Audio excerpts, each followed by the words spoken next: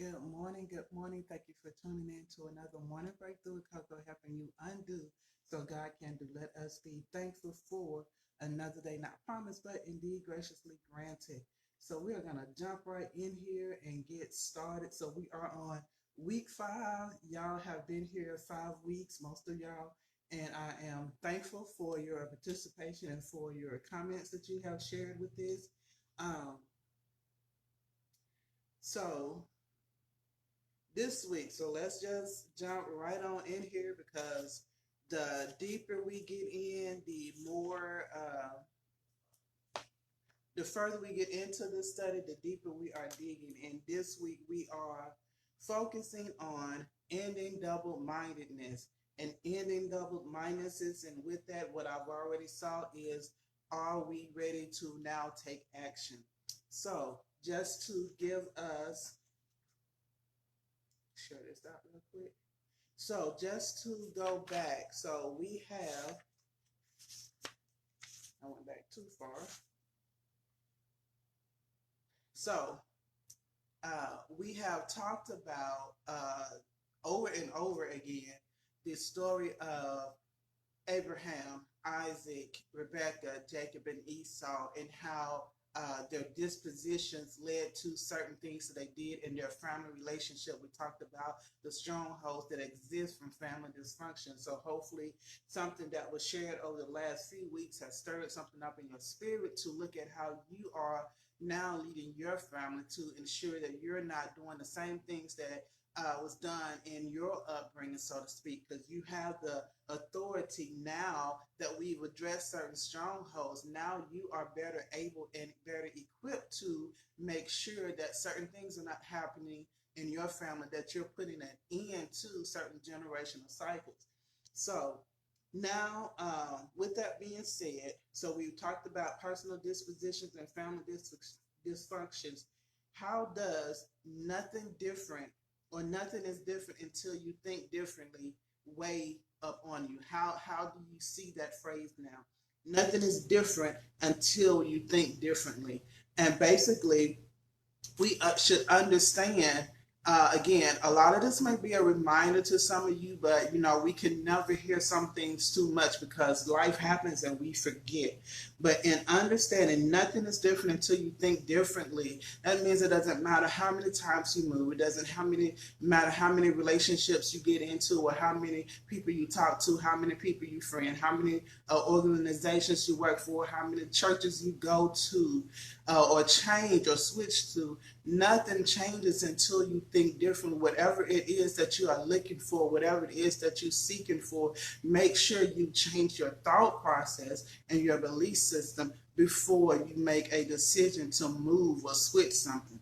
Because a lot of times it has to do with how you think and how you perceive things, and not necessarily on the people or the situation that you're in.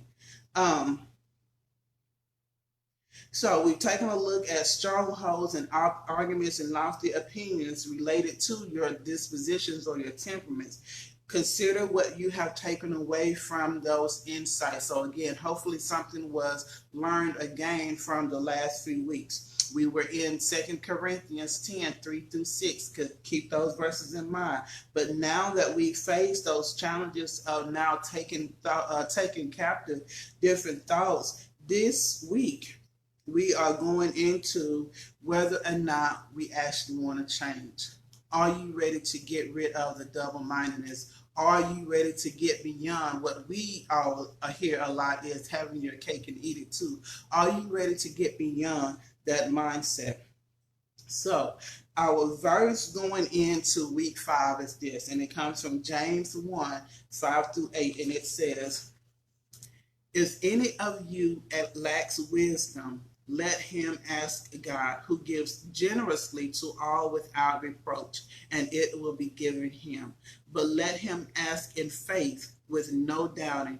For the one who doubts is like a wave of the sea that is driven and tossed by the wind. For that person must not suppose that he will receive anything from the Lord. He is a double-minded man, unstable in all his ways.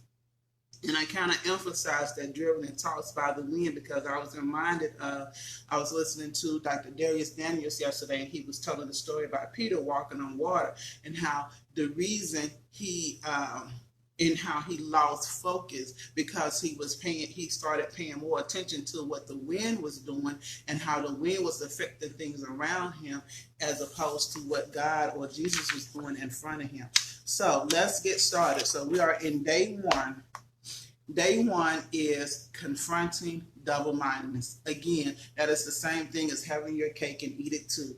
James 1:5 tells us what we should do, that when we realize we need wisdom, that we need to ask. There's another verse that talks about how the people perish because of their lack of wisdom or their lack of knowledge. And 1:5 tells us, if any of you lacks wisdom, let him ask. And that is the need, the require. Okay, let me read that again. If any of you lacks wisdom, let him ask God, who gives generosity to all. That means everyone who comes to him without reproach. Without reproach, meaning that he's not looking down on you because you don't know. He's not looking at you and saying like, oh, well, you should already know this. You've been with me this long.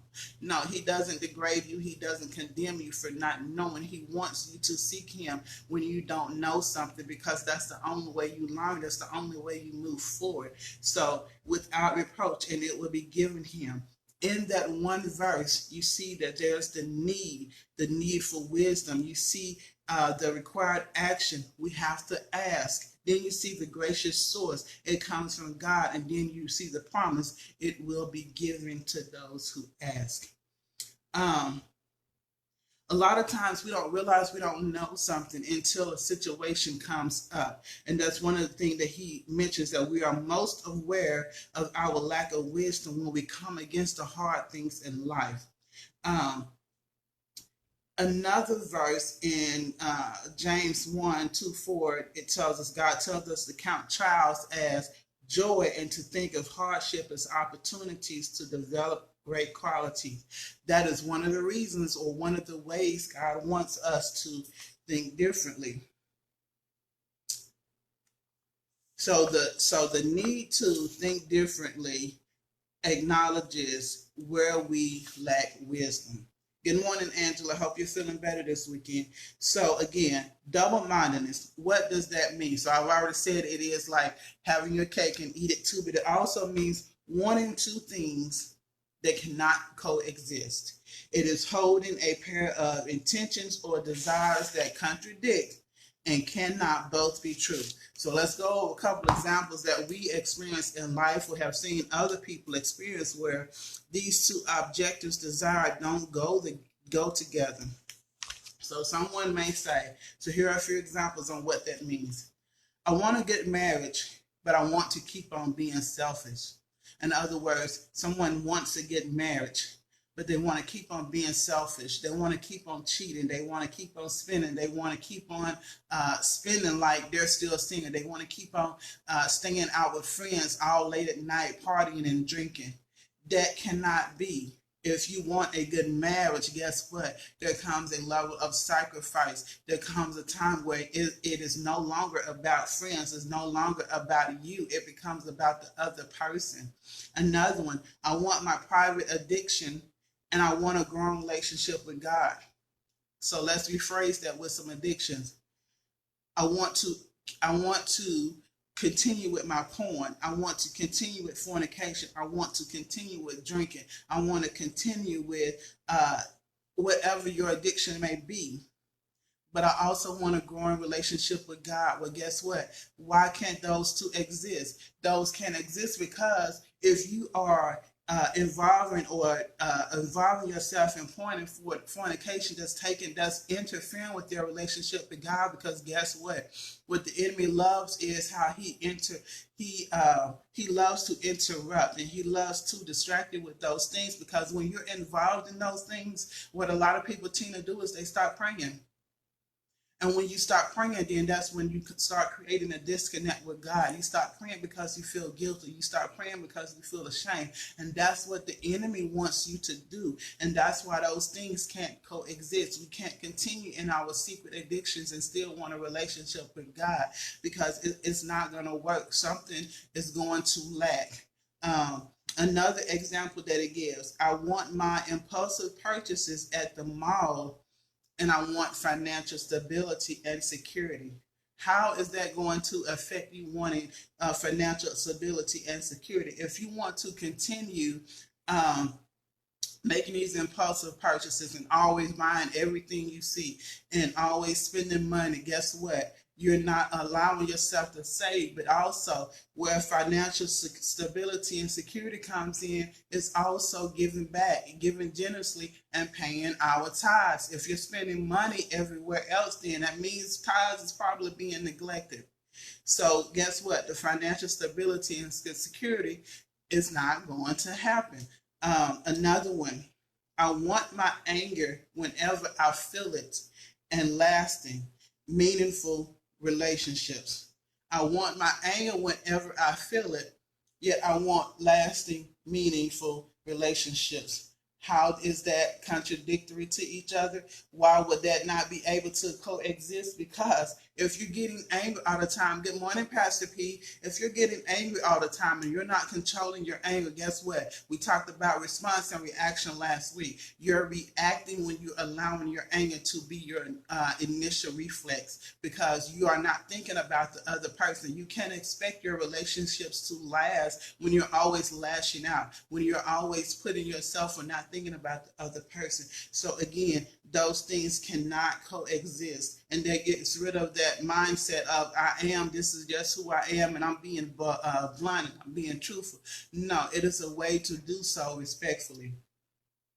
Another example that he gives: I want my fears and anxieties, but I also want emotional stability and peaceful days. Obviously, that can't exist. If you want emotional stability and peaceful days, that means obtaining or allowing yourself to trust God in different situations. When you have your fears and anxieties about relationships and about promotions, that means you're not trusting God to see you through, to give you the things that you desire. So we have to learn how to trust Him. Okay, so I just gave you, so those were like 5 different examples that we deal with, or that we go through, or that we see, where it is, I want this, but I also want this with God.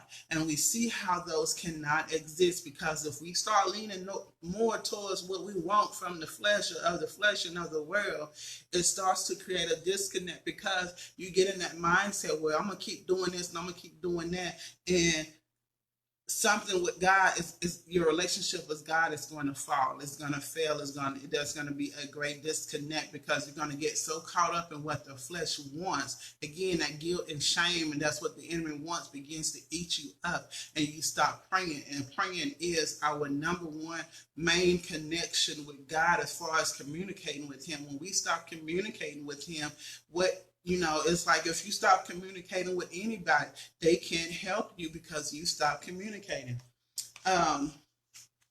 So one of the things it says is, what other contradictory desires do you find yourself sometimes wanting? So here's one other one that I thought of. I want companionship. Yes, like oil and water, they do not mix. I want companionship, but I want to wait on God. If you want to wait on God, then that means that some things we have to be patient about. We can want a lot of things, but we may not be ready for it, or it may not be ready for us. So we have to be careful that the things that we want are in alignment to the things that God wants for us. Anything that we want that's not alignment in Him is going to cause some discord. It's going to cause that disconnect. And that's where the double-mindedness come in. And I think one of the things that I mentioned last week is, when you have to make a decision, double-mindedness affects our decision making. When you have to make a decision and you find yourself going back and forth, straddling the fence, being double-minded, then that is a a huge hint or a huge clue that you need to stop and be still and seek God for instruction. That is a huge clue that the enemy is trying to distract you from what it is that God really wants you to do. Okay, so double-mindedness, he writes, is a refusal to make a choice. We cannot have